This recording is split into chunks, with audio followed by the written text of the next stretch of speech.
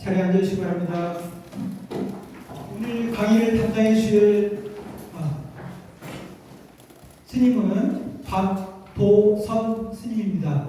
여기 가까이 영천 봉등사에 주지로 계십니다. 오늘 귀한 걸음 해주실 스님을 모시겠습니다.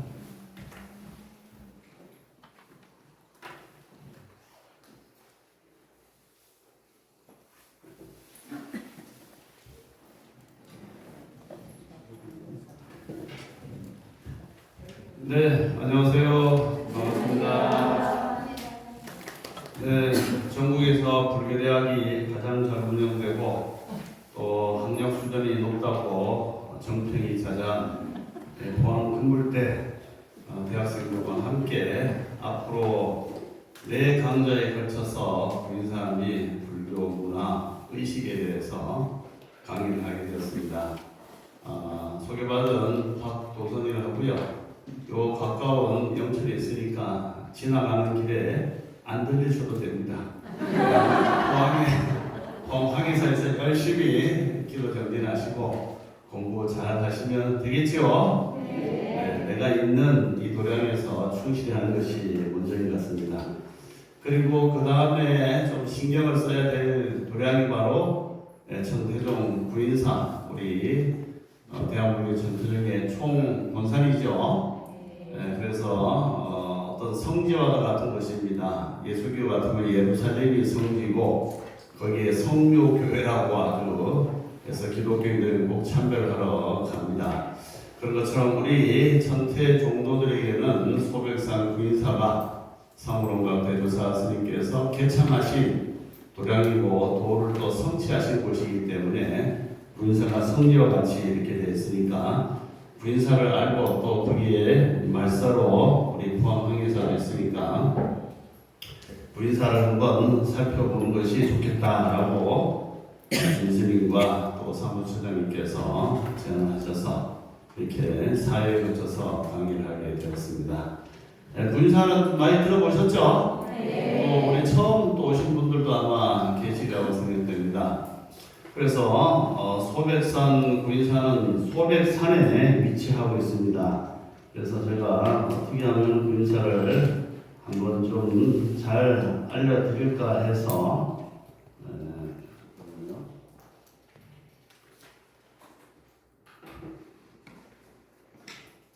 동영상을 한번 찍어왔습니다. 한번 감상해 볼까요? 저 우리 인공위성에서 제 걸로 와서 찍어갖고 이제 막 했습니다. 들어보시겠습니다.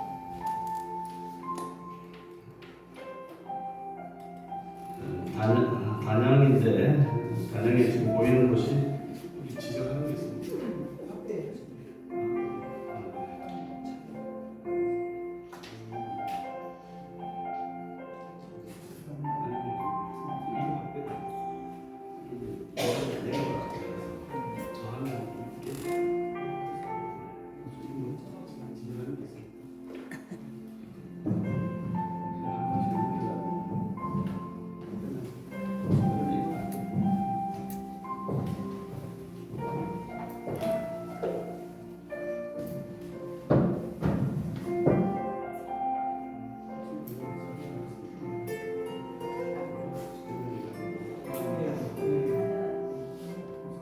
상월봉이죠, 보이죠?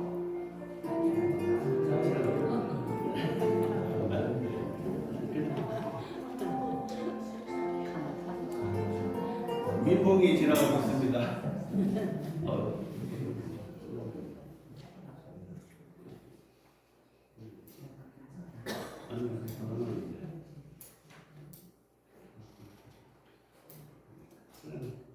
넘기는 게 없으니까 그냥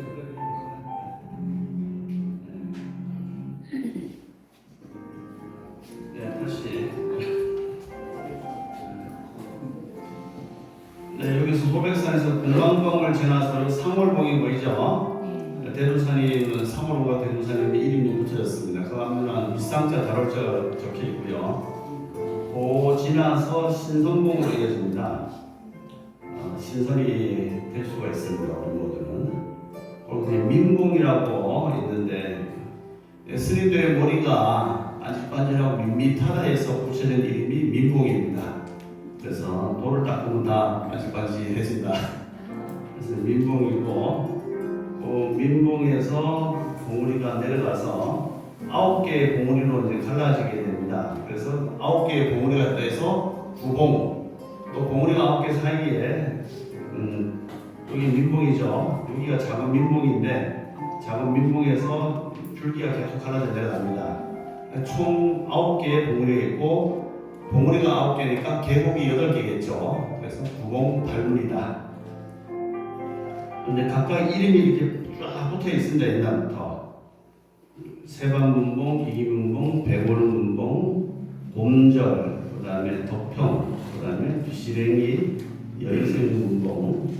그래서 부인사는 이 비시랭이 문봉을 주산으로 삼아서 쭉 내려가면은 여기 까칠봉이라고 있어요. 까칠봉이 지금 상호론과 대조사님의 산소 정멸봉이라는 곳이 여기에 모셔져 있습니다. 화면이 잘못 나온 것 같습니다. 아이고야. 화면은 움직이질 않아요. 이런 다시 나만 열심히 했네.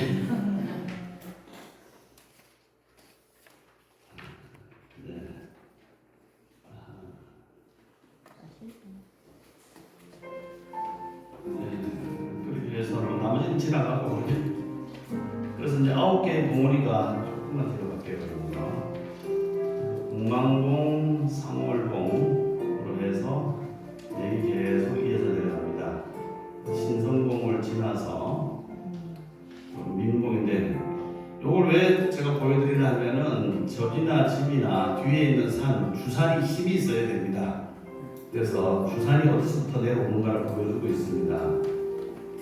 그래서 저 멀리 소백산으로부터 주산이 쭉쭉 달려와서 공망봉, 상월봉, 신선봉, 민봉으로 달려 내려와서 작은 민봉까지 올라오고 작은 민봉에서 9개의 봉우리, 여기가 작은 민봉이거든요. 옛날에는 지금 이맘때 산나물 뜯으러 많이 갔습니다. 산에 가서 나물 하면 비구니 스님들이 여기요 하고 갔습니다. 여기다가 다 모아동을 했습니다. 한 2시간 걸려요. 여기서부터. 그렇게 해서 여기 세밭, 귀기, 배골, 곰절, 덕평, 비시린 잘 보이죠? 여의생, 그 다음에 옆에 보면은 이렇게 해서 이제 뒤시랭이로 주맥이 내려가게 됩니다. 부인사로. 그래갖고 부인사에 요 까칠봉이 있는데 여기에 대조상한 스님의 산소, 즉 정멸봉이라고 해서 유체를 복구를 여기다 모셨습니다. 근데 요걸 우리는 이제 수리봉이라고 부릅니다. 수리. 그래서 봉우리가 이렇게도 빠져내려가고 이렇게도 빠져내려가고 이렇게도 가기 때문에 다 모든 봉우리의 수리가 꼭대기다 이런 뜻이죠. 그리고 여기를 중심으로 해갖고 이 산들이 쫙 갈라져서 이렇게 감싸지고 있죠. 요걸 감싸고 있죠. 요런 데가 자리가 좋은 겁니다. 혈자리가 됩니다. 그래서 이 혈자리가 크게 보자면은 금계가 그러니까 수리에서 양쪽으로 날개를 감싸고 있다 해서 금계 포란 알을 품는 형국이다. 그래서 여기는 작은 포란이 있고 여기는 큰 포란이에요. 그래서 여기 부인사 형상을 금계 포란 형국이다. 그 포란 아래 여기 보이는 묘범 연화경이라고 적힌 것이 이제 설법보전 대복당인데 여기다가 대주사 스님께서 당원날 초가상관을 얽으시고 처음으로 제자들을 맞이해서 법을 이제 펼치셨습니다. 쭉 내려가는데 입구가 이게 북쪽으로 향했어요. 죽기 전에는 나갈 수 없다. 그렇게 이제 열심히 수행하라는 뜻으로 되어 있고요. 그래서 앞쪽에서 쭉 내려온 양쪽 봉우리들이 중간에 알처럼 모여있죠. 여기가. 그래서 저기 뒷시랭이부터 쫙 갈라져서 내려오고 더 큰 것은 저 구멍 팔문들이 멀리서 감싸고 있고 그렇게 해서 여기 작은 포란이 여기가 포란이다 해서 요 중심으로 이렇게 양쪽 산들이 확 감싸고 있는 그런 형상이기 때문에 여기에 말하면 알이라는 거예요. 알. 닭이 알 품듯이 닭이 알을 품는데 잠깐에다가 어미닭이 좀 더 바빠서 좀 어디 놀러 갔다 올게 하고 들락날락 하면 부하가 됩니까? 가만히 있어야지 그러니까. 그래서 가만히 있으라고 4박 5일을 있는 겁니다. 여기가 바로 이제 이대종명 스님께서 열번하신 교구인데 이 동네 이름이 용춘인데 물이 돈다 해서 수태국의 형상이랍니다. 물이 감아서 돈다. 그곳에 이대종명 스님의 유체, 법체를 모셨습니다. 옛날부터 요 영춘 지방이 십승지지 가운데 하나로서 난리가 나면 피해서 도망갈 곳이다. 그래서 유명했던 곳이고 영원한 봄이다. 꽃이 늘 피어서 지지 않고 또 사람들 마음도 늘 함께하기 때문이다. 그래서 요게 저기서 내려오는 산을 감싸고 있는 알 같은 곳이기 때문에 여기에 들어가면은 알 품듯이 4박 5일 가는 날 오는 날 빼고 3일은 요 안에 꼭 들어박혀서 오로지 전화도 끊고 또 이런저런 생각 다 끊고 관세음보살만 5글자로 열심히 부르게 되면은 뭔가 자기가 소원했던 것을 이룰 수 있는 최소한의 기간이 4박 5일 즉 3일이기 때문에 부인사 가서 꼭 3일 기도를 해라. 그러면은 안 되는 소원도 이루어질 수 있는데 이것이 알픈데 저 멀리서 달려온 것처럼 산맥이 내려와서 요 뒷시래기 문봉을 해서 요게 샥 내려와서 이렇게 샥 감싸고 또 바깥에 샥 감싸고 또 여기서 내려온 밤실문 하고 샥 감싸고 이쪽 또 와서 샥 감싸서 꽝 막아서 못 나가게 계속 길을 응집시켜 갖고 막아 놓은 곳이기 때문에 여기가 명당 중에 명당이고 알 중에 알이고 또 어머니 뱃속처럼 아주 푸근하고 좋은 곳이기 때문에 여기서 기도를 자기가 원을 세워서 하면은 한 가지 소원은 꼭 이루어진다 라고 상호론가대주 선생님께서 일부러 산측에서 천안을 내다보시고 이것이 내가 나중에 중생들을 제도할 수 있는 정말 좋은 명당이구나 라는 것을 아시고 요리로 이제 찾아가신 겁니다. 그래서 3월 3일 날부터 한 2개월 정도 집을 엮으셔서 5월 5일 날, 좀 있으면 단오 오죠. 단오 날에 처음으로 이 초가상간을 얽으시고 그곳에다가 억조 창생 구제 중생 모든 중생을 다 구제하겠다는 큰 원을 세우고 부인사다 이름을 사명을 걸고 처음으로 부인사를 이제 개창을 하셨죠. 계산일입니다.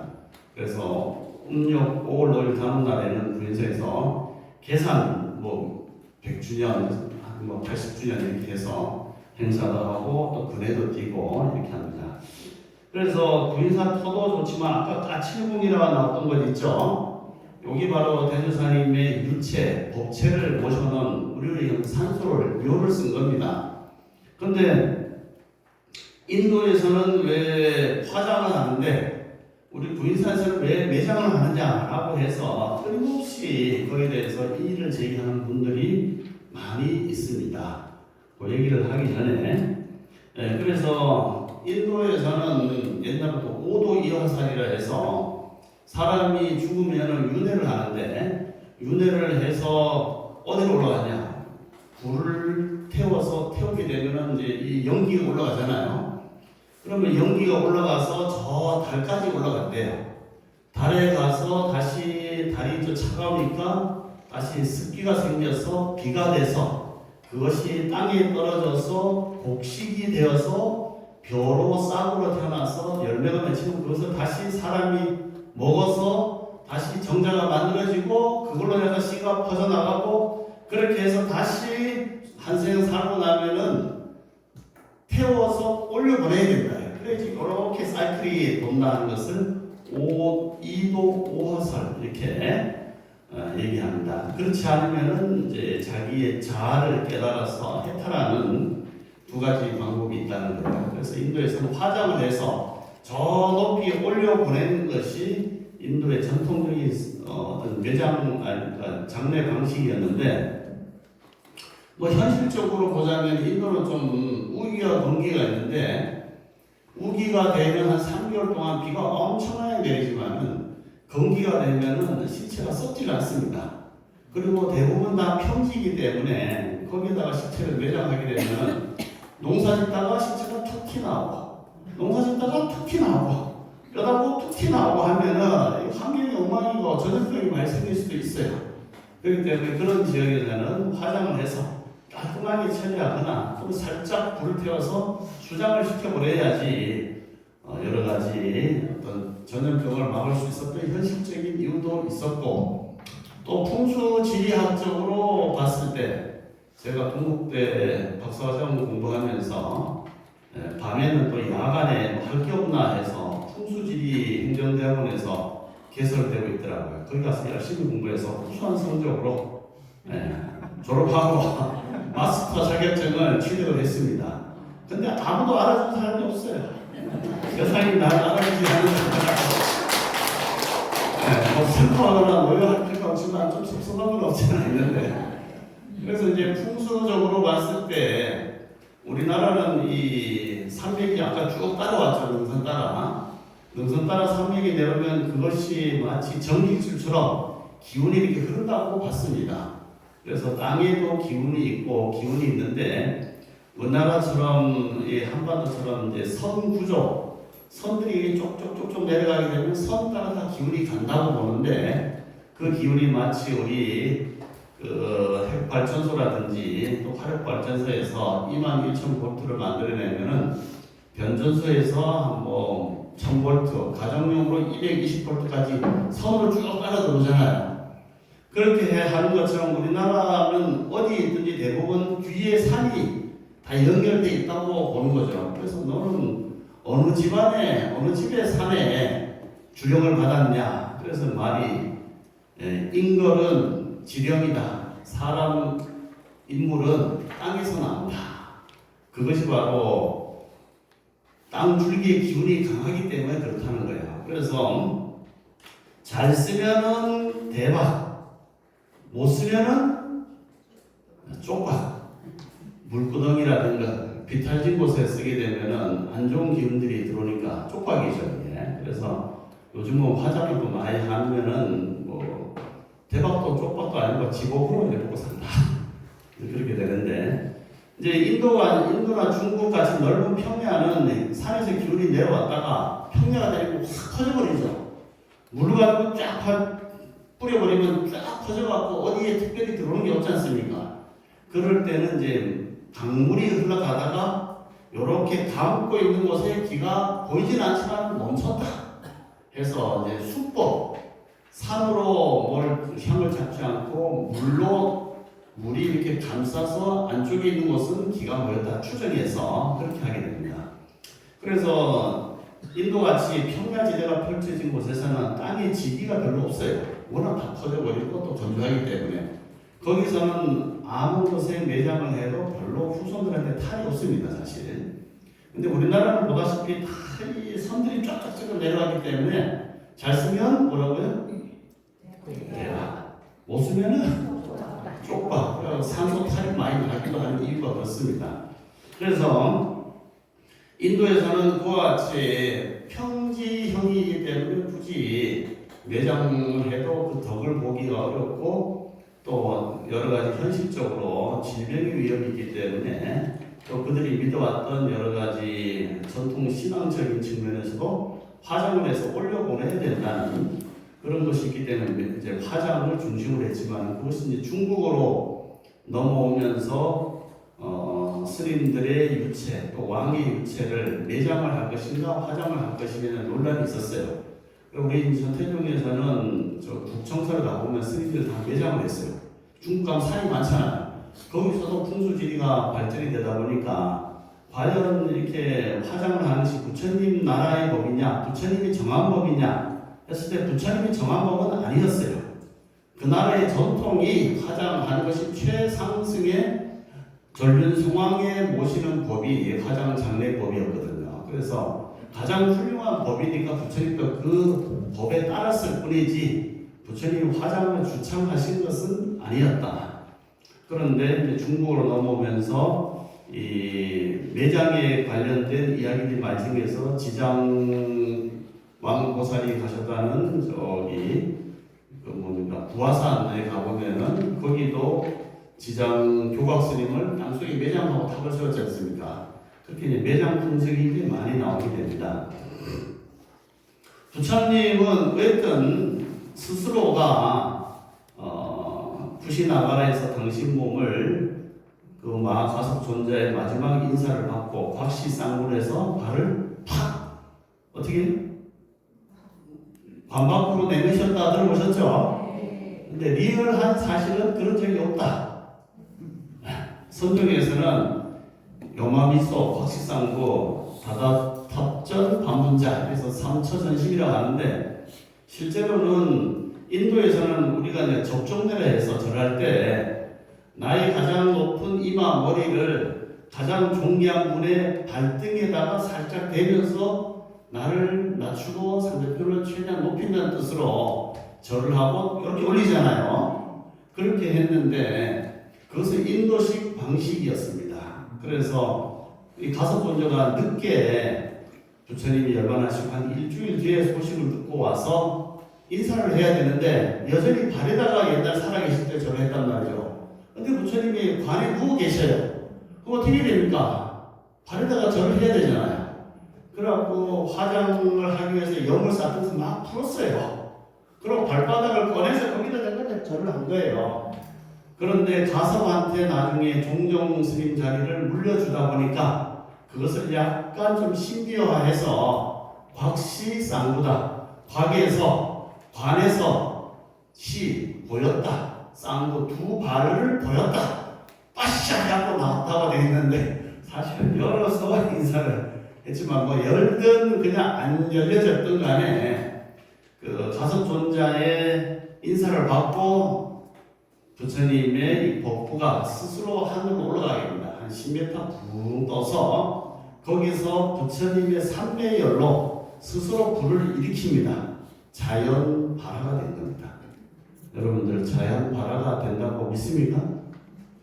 불합니까? 인터넷에 나중에 집에 가서 자연 발화 자살하고 한번 쳐보세요. 그 중에는 이해 안 되는 스스로가 몸에서 불이 일어나서 몸이 타버린 경우들이 전 세계적으로 여러 건 있어요. 왜 그럴까요? 잘 열받으면은 뚜껑 열린다잖아요. 그럼 왜 뚜껑이 열립니까? 뭡니까? 주전자, 태팔 중에 물 넣고 있으면 좀 하네 뽕뽕하게 열리잖아요.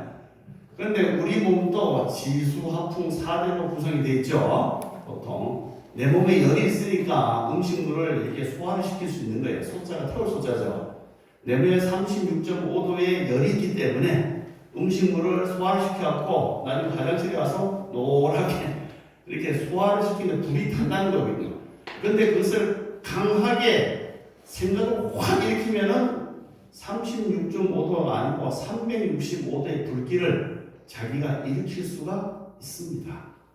그래 하면 안 되겠지만은 또 지가 있고 수가 있기 때문에 내 몸을 단단하게 만들려고 하면은 아주 어둡고 뭉친 생각을 일으키면은 몸이 냉시신이 될 수도 있어요.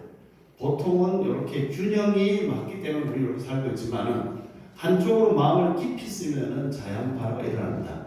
그래서 부처님께서도 스스로의 삼매열을 일으켜서 공중에서 시신을 딱 띄워놓고 거기서 자연 발화 삼매열을 일으켜서 불이 타버려요. 거기서 그렇게 해서 거기서 불이 타니까 한참 타셨고 부처님의 유체 복부가 불을 만나서 알갱이로 바뀌거나 알갱이로 안 바뀐 뼈들이 하늘에서 우수수 떨어지게 됩니다.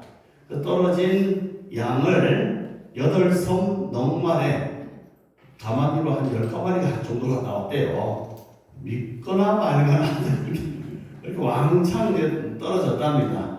그래서 떨어진 것을 8나라의 부족들이 리차비족을 비롯해서 코살라 또 카필라족에 있는 부족들이 그것을 나누어서 가고 나중에 온 팀들은 재를 가지고 가서 모신 것이 바로 부처님의 유고를 모셨다 해서 그것을 살이라고 하는데 그것이 바로 부처님 몸의 살이다 해서 진신, 참진자, 몸신자. 몸의 진자의 그 사리가 유골이라는 뜻이에요. 유골. 몸의 사리의 유골을 가지고 8등분해서 근본 8탑이 만들어졌습니다. 그래서 그 만들어진 탑을 스투파라고 합니다. 스투파. 스투파. 들어보셨죠? 스투파가 나중에 줄여서 스투파, 투파, 투파, 투파, 탑파. 알고 보면 탑파도 길다. 그냥 탑으로 하자. 그래서 탑이 됐어요. 그래서 즉 부처님의 무덤이 스투파입니다.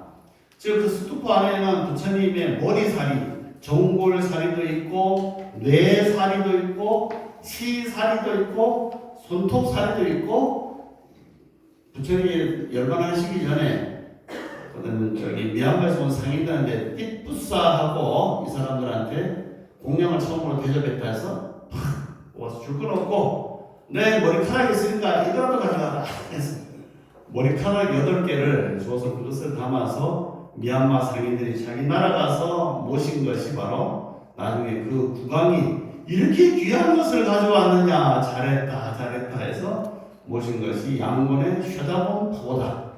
탑을 한 120m짜리 황금탑이라고 하죠. 그렇게 살아계실 때 모신 부처님의 불말사리가 있었는 거 가면은 대부분의 사리들은 사후에 열반 이후에 만들어진 진신사리 그것을 근본 8탑에 나눠서 갖게 되었습니다. 그러다가 아슈카 대왕 한 100년 후에 아슈카 대왕이 칼리나 전투에서 사람을 엄청 많이 죽이고 그렇게 형제들도 싹 죽여버리고 왕이 됐는데 너무 참 참혹해서 나중에 마음이 허전했다가 부처님의 진리를 만나고 나서 자비로서 세상을 다스려야 되겠다. 살생하지 말자. 라는 교훈을 새기고 부처님의 거룩한 그런 유훈이 남아있고 유적이 남아있는 것을 순례를 하게 됩니다. 그러다 보니까 근본 8탑을 보고 내가 이 부처님의 진신사리를 8군데로 나머진 것을 싹 끄집어내서 인도와 또 미얀마, 간다라 지방 쭉 9개국에다가 자기 아들, 딸들을 전도사, 전법사로 파견해서 사리를 줘가면서 사리탑을 84,000 사리탑을 만들게 됩니다.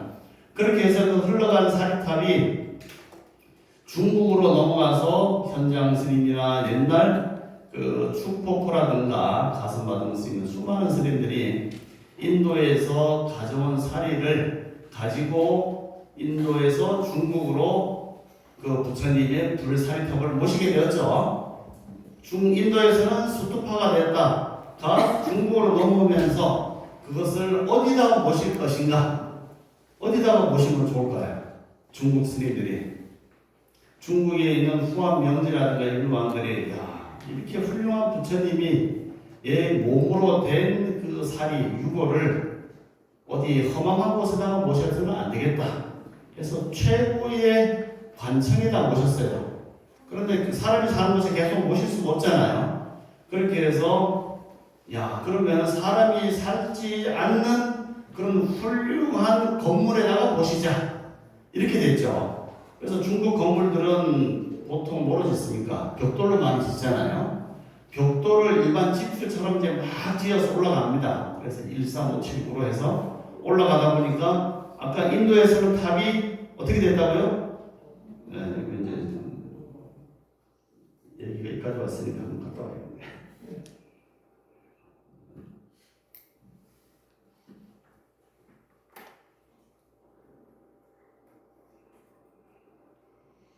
네.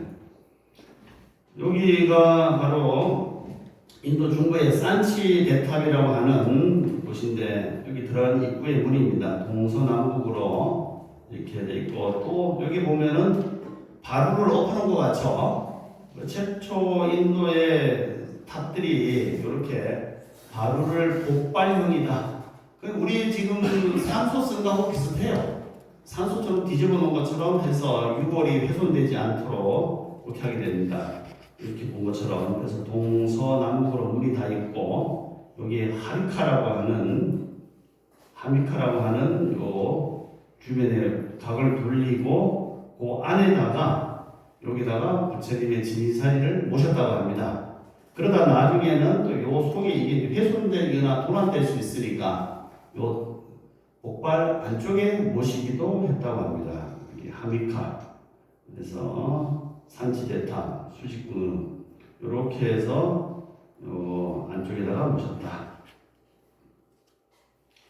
그리고 이제 미얀마로 오면은 또 말씀드린 쇠다감 파고다 아주 황금으로 된 훌륭한 탑으로 이렇게 돼 있죠. 여기는 저기 스리랑카의 제타바나 탑이랑 비슷합니다. 여기 중심에 찰주가 있어 기둥 잡아주고 사방에 이렇게 둘러주고 기단부 그다음에 여기 기단이고 탑신부 상륜부 이렇게 간단하게 세 부분으로 이제 나눠지게 됩니다. 초기의 탑의 형식은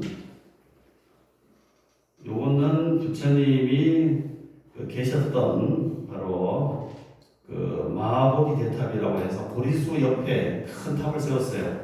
그런데 이슬람 세력이 들어오면서 이것을 파괴를 할까봐 여기 있는 스님들이 흙을 이렇게 샀습니다. 이게 이렇게 쌓아갖고 그냥 구름처럼 보이게 해서 이슬람 교도들의 그 파괴를 막았다고 했어요.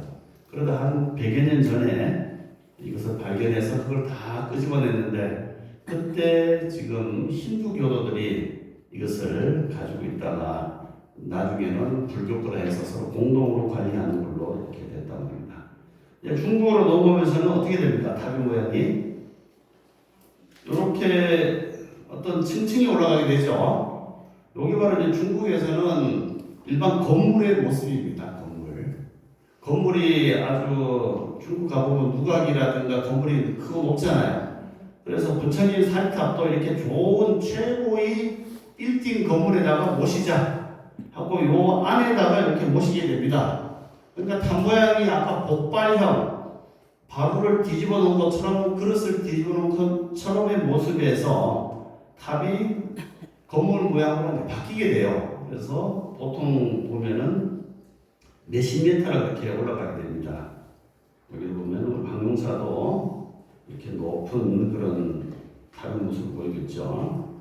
중국은 대부분 다 3층, 5층. 탑의 이 층수를 어떻게 따지느냐? 여기 이제 요것은 위에는 거니까 하나, 둘, 셋. 기단 빼놓고 그렇게 해서 층수를 3층 석탑이 나는데 보시면 헌안성의 개봉이 55.9m, 서안 대한탑 64, 소주 47, 엄청난 높이의 탑들이 중국에 있습니다. 그래서 부처님 그렇게 크고 높고 좋은 곳에다가 모셔서 그 위덕을 드러내기 위해서 이렇게 높은 탑을 이렇게 만든 소주의 호구탑. 또 여기 보면은 숭악사탑 4대 중국 탑이라고 합니다. 숭악사탑. 여기도 숭악사탑이고, 그 다음에 대리, 우리 대리석 할 때 운남성의 대리에도 또 유명한 탑들이 있고, 그다음에 석가탑도 이렇게 높이 있습니다. 우리나라 오게 되면은 탑의 모습이 또 3층 석탑, 석가탑이죠. 석가탑인데 단순해졌죠. 중국의 탑을, 즉 사리를 모시는 탑이 중국에서는 뭘로 만드냐? 재료가 주로 벽돌로 만들었어요. 건물을 벽돌로 지었습니다. 그래서 중국의 탑은 전탑이다.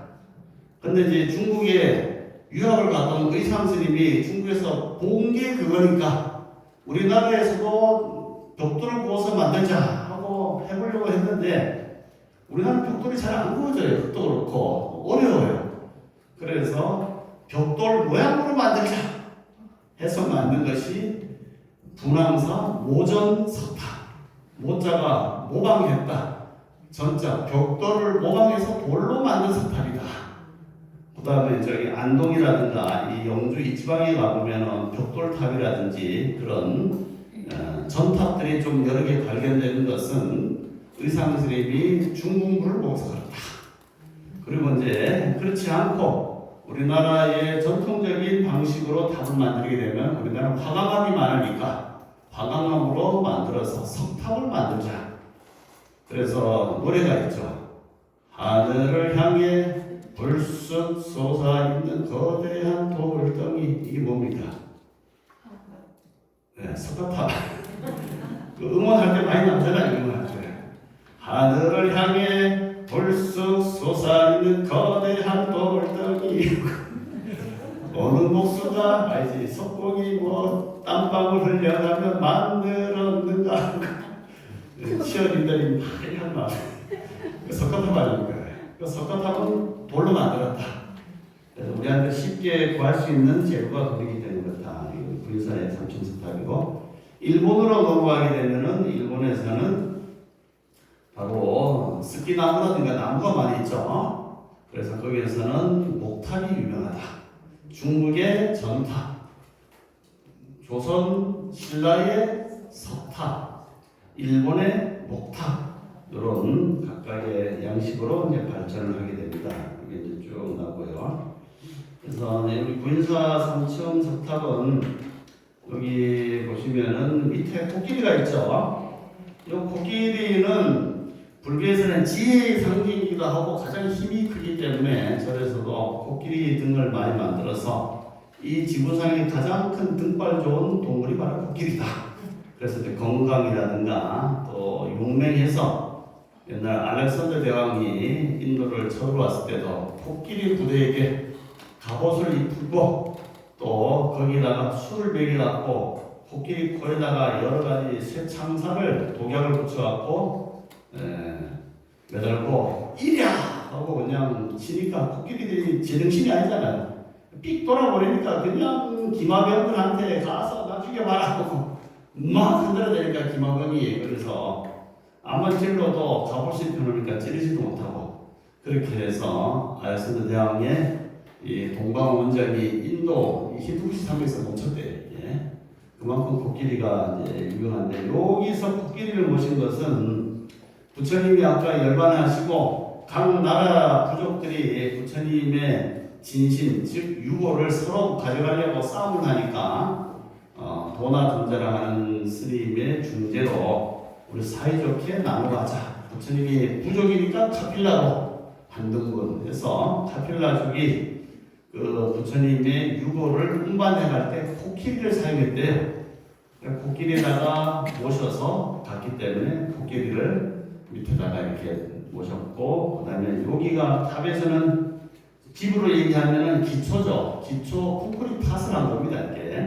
이렇게 기초가 되겠고, 그러면은 몇 층인지를 알 수 있느냐? 여기에 줄무늬가 이렇게 있죠. 여기 이제 빗물이 흘러 이렇게 떨어지면 이게 집이라고 본다고 그랬죠. 우리가 그래서 이 집이니까 사람 사는 집처럼 집에 물이 떨어지면 안 되니까 이렇게 안으로 들어가게 해서 물이 바깥으로 떨어지게 했단 말이죠. 그래서 여기 지붕입니다. 지붕이 되면 지붕 하나, 지붕 둘, 지붕 셋 하니까 몇 층?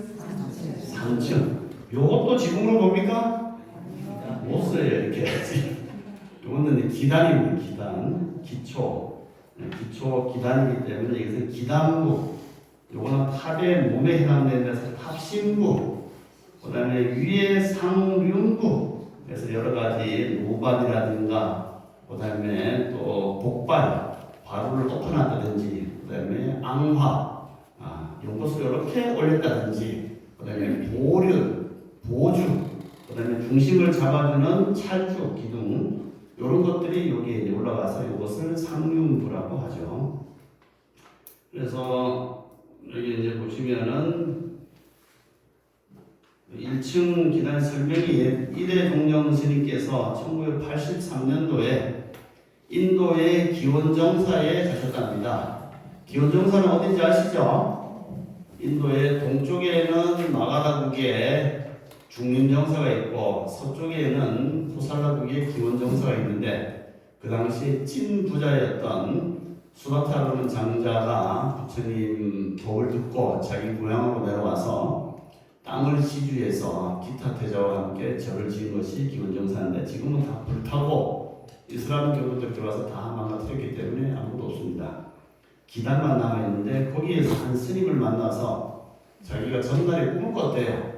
훌륭한 어떤 분이 오시는데 자기의 가지고 있던 스승으로 받았던 사리를 13번가 되는 것을 그분한테 전하거라.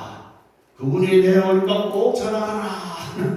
그런 어떤 계시를 받고 누가 오시는가 하고 기원정사에서 계속 있었는데 이대종종 스님과 중간 어른들이 거기 가서 참배를 드리는 거 보고 저분인가요 하고 해서 그 사리를 전해드렸다 합니다.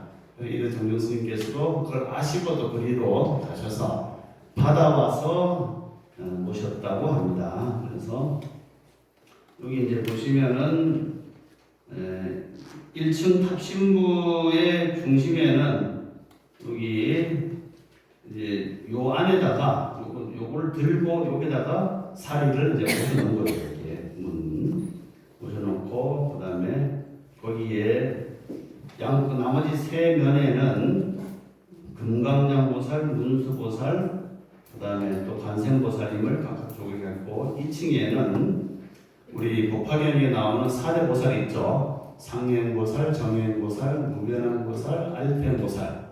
그 4대 보살의 소원을 담아서 우리가 사홍소원을 보잖아요.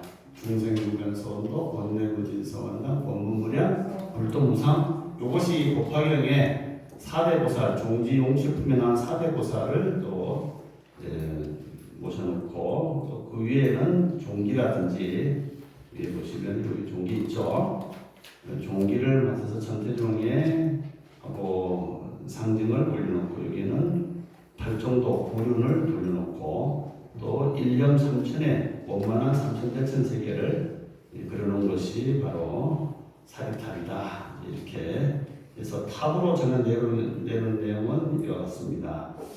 그래서 부처님의 이제 불신의 탑은 이와 같이 탑으로 전해 내려오는데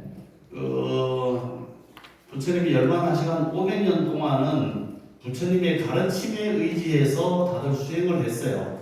그래서 초창기에 부처님이 열반하시고 거룩하신 부처님을 형상으로 만든다든지 사람이 조각을 한다든지 그림을 그린다는 것은 그 신성하고 위대한 부처님을 인간의 보잘것없는 솜씨를 표현한다는 사실 자체가 불경스럽다. 그렇게 해서 불상 자체를 만들지 않았습니다. 물론 부처님 당시에 부처님께서 외도들을 조국받고 당신 어머니를 제도하기 위해서 저 도리천으로 올라가신 적이 있었죠. 기원정사에서 자이나 교도들을 굴복시켜서 천불 화연의 기적을 보이시고 도리천에 올라갔어요. 올라가시고 나니까 거기 있었던 우정국의 왕이 부처님 너무 보고 싶은데 부처님을 그리워하면서 말하자면 전단향 나무로 불상을 만들어서 이렇게 모시고 예배를 드렸습니다. 그리고 그걸 보니까 호사르기 왕도 내가 뭐 돈이 없어 뭐 없어 전단향 나무가 아니고 난 황금으로 만들어 볼게 해서 황금으로 불상을 만들어서 기원정사에 모셨습니다. 3개월 후에 부처님께서 조금 떨어진 쌍카시아라는 곳으로 3개의 보도를 통해서 중간에는 부처님이 걸어 내려오시고 양쪽에는 동천왕, 제수천왕이 하늘에서 쫙 내려오시니까 그때 연화석 비구니가 제일 먼저 쫓아가서 부처님 제가 1등입니다. 제가 부처님 얼마나 그리려 했는지 모릅니다 하면서 부처님을 만나 뵈러 가니까 부처님께서 니는 육신으로는 1등일지 몰라도 법신으로는 수고리가 제일 먼저 왔다. 수고리는 자기가 있는 정사에서 꼼짝도 안 하면서 본래 텅 빈 자리를 부처님께서 공을 설하셨기 때문에 나는 공한 마음자에 들었다. 부처님께서는 수고리보가 네가 제일 먼저 왔다. 이렇게 하셨지만은 하여튼 그렇게 오셔갖고 다시 기원정사로 들어가시니까 거기에 석가모니 부처님의 불상이 있잖아요. 금으로 만든 거. 그러니까 이래 보시고 잘생겼네. 그런데 막상 생물이 오시니까 그 만들어진 불상은 어떻게 됩니까? 자리를 비켜야 될 거 아니에요. 비켜. 그러니까 이 불상이 비비비비비 하면서 옆방으로 이동했다는 전설이 내려옵니다. 그러다가 나중에 이슬람 교도들이 쳐들어오면서 분실됐대요. 그래서 없어지고 전단향 나무도 나중에 타서 없어지곤 했는데 최초의 불상은 그렇게 해서 만들어졌지만은 그 이후로 불상이 계속 만들어지지 않고 단지 부처님을 조각하나 표현할 때는 부처님의 발, 족적, 불족적을 이렇게 그려서 위대한 분이라 하긴 한다든지 또는 부처님이 늘 상징하셨던 법륜, 수레바퀴 있죠? 법의 바퀴로 법륜을 그린다든지 아니면 보리수나무를 이렇게 그려서 여기가 부처님이다. 이런 상징적인 도형을 이용해서 부처님을 표현하곤 했습니다. 그러다 한 500년이 지나면서 간다라 지방에 알렉산더 대왕이 쳐들어오면서 그 그리스 헬레니즘 문화들이 인도까지 들어오면서 우리도 저기 그리스 로마 사람들이 신상을 만들듯이 우리 나름대로 최선을 다하면 되는 거 아니냐? 어떻게 꼭 신의 모습과 똑같이 그릴 수 있겠느냐? 우리로서 최선을 다한 거니까 해도 된다라는 인식들이 생겨나기 시작합니다. 그러면서 그런 인식이 생겨나면서 간다라 지방, 지금 뭐 파키스탄, 아프가니스탄 이쪽 지방에 간다라 지방에서 불상이 만들어지게 됩니다. 근데 그때 불상들은 지금처럼 나발이 아니고 상투를 들어요. 옛날 우리 양반들도 이렇게 하고 상투를 들었잖아요. 이렇게 살점이 이렇게 올라오게. 요게 신문을 나타내는 것이기 때문에 부처님도 최초에는 이렇게 모아서 쫑기머리를 이렇게 하셨어요. 그렇게 하다가 점점 어떤 신격화되고 존경하는 모습으로 나발, 오른쪽으로 머리카락이 이렇게 말리는 형상으로 해서 덕을 표현하는 그런 식으로 해서 불상이 만들어집니다. 그런데 아까 말씀드린 것처럼 이 대승불교 운동이 일어나면서 불상이 만들어지기 전에 불상은 인위적으로 만든 거잖아요. 거기에다가 신성성을 부여해서 그렇지 만들기 전보다 더 중요한 건 뭡니까? 부처님을 그리워하고 부처님을 찾고 부처님께 뭔가 소원을 빌기 위해서는 우리도 사람들의 정신이나 또는 가족들이 어려운 일이 있거나 아니면 즐거운 일이 있거나 또는 추석이나 설날 되면은 성묘를 가잖아요. 거기 가서 아이고 아버지 요번에 내가 승진했어요 하고 술 한잔 먹으니까 고맙습니다 하고 또 힘든 일이 있어도 좀 잘해달라고 조상 산소를 찾아가듯이 불자들도 부처님의 육체가 있는 사리타 스투파에 가서 의지하면서 기도하고 하는 것이 생겨나게 됐죠. 그러니까 스투파를 찾아가게 됩니다. 스투파. 그런데 스투파를 찾아가는 것이 바로 아까 사리가 있는 곳으로 찾아가게 되겠죠. 절탈이 만들어지는데 그것이 중국에 와서 스투파 신앙에서 불탑 신앙으로 바뀌니까 그 중국에서도 가져온 사리들이 한국까지 넘어오게 되니 신라시대 때 만들어진 사찰에서 가장 중요한 예배 대상은 어디다? 탑이다. 탑. 왜냐하면 탑에는 부처님의 진신 육체가 담겨 있으니까 탑이 제일 중요하잖아요. 불상은 어떻습니까? 어쨌든 2차적으로 만든 거잖아요. 만든 것보다는 오리지널이 낫잖아요. 맞습니까? 표현이 천박한가? 네, 불상도 소중하긴 하지만은 그래도 부처님의 진신, 당신의 육체의 살이 뼈가 있는 곳에 가서 예배하고 소원을 빌고 마음의 안정을 찾는 것이 더 중요하기 때문에 기원 전후 무렵에는 수투파 신앙, 불사리탑 신앙이 엄청나게 일어납니다. 그래서 그 사리들이 넘어오면서 우리나라에 신라에 들어오면서 신라에 들어와도 이제 고구려 초기에는 고구려 신라 백제에서 보면은 이 절이 이제 들어오게 되면은 제일 들어오는 문을 통해서 들어가면은 중앙에다가 탑을 모시게 됩니다. 탑이 센터에 있어요. 여기 같으면 탑이 어디가 있었느냐? 또 센터 중앙에 탑을 모시게 됩니다. 그리고 탑 뒤에 불상을 만드니까 부처님이 입었던 옷의 색깔이 무슨 색이에요? 물론 뭐 돌아가실 때는 황금색 가사를 드렸다고 합니다. 그래서 구시나가를 갈 때 금색 긴 천을 가지고 부처님 가사로 덮어드리기도 하는데 부처님을 표현할 때는 바로 금색신이다. 그래서 금빛 나이기 때문에 그분이 모셔진 집이다라고 부르면은 그것을 쇠금자, 금금자, 집당자에서 금당이 되겠죠. 금당. 그러니까 앞에 중심에는 사이탑이 위치가 있고 뒤쪽으로 가면은 뭐가 있다? 금당이 있다. 금당이. 그래서 백제에서는 들어오는 문이 있고 중간에 탑이 있고 뒤에 금당이 있고 금당 뒤에 스님들이 공부하는 강당이 있었다.